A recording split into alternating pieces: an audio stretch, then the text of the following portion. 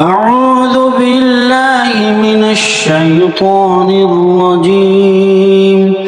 بسم الله الرحمن الرحيم. يا أيها المزمل قم الليل إلا قليلا نصفه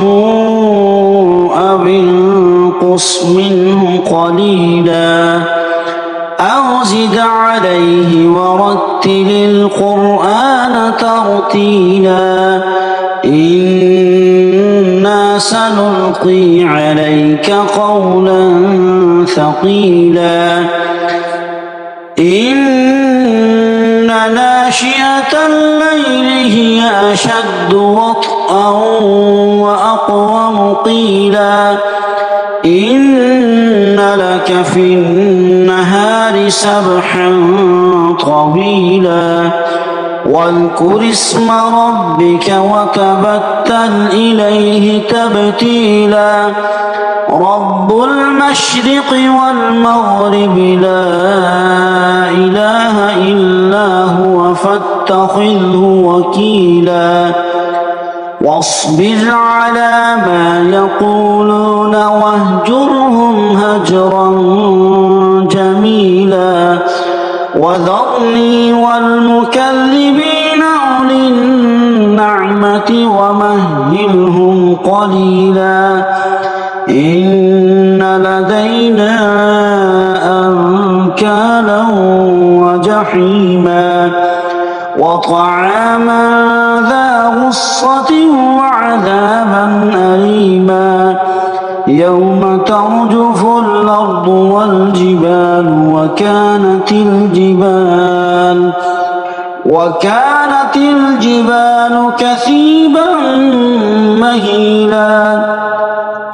إنا أرسلنا إليكم رسولا شاهدا عليكم كما أرسلنا إلى فرعون رسولا فعصى فرعون الرسول فأخذناه أخذا وبيلا فكيف تتقون إن كفرتم يوما يجعل الولدان شيبا السماء منفطر به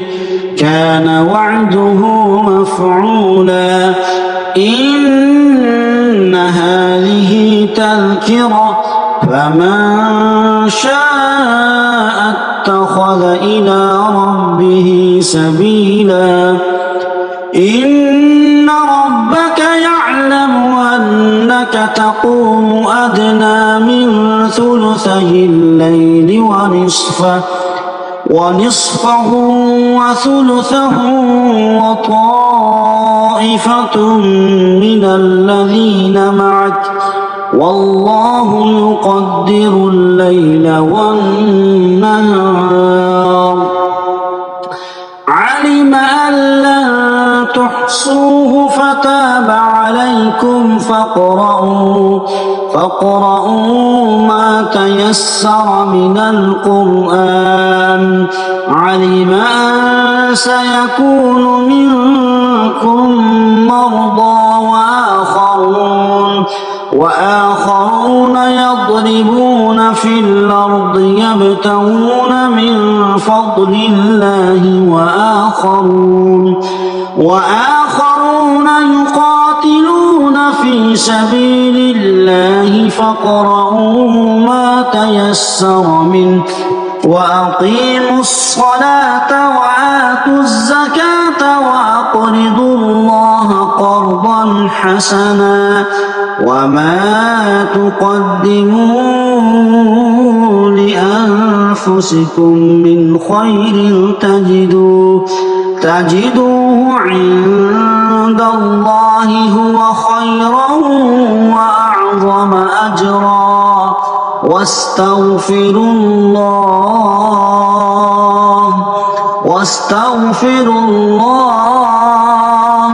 إن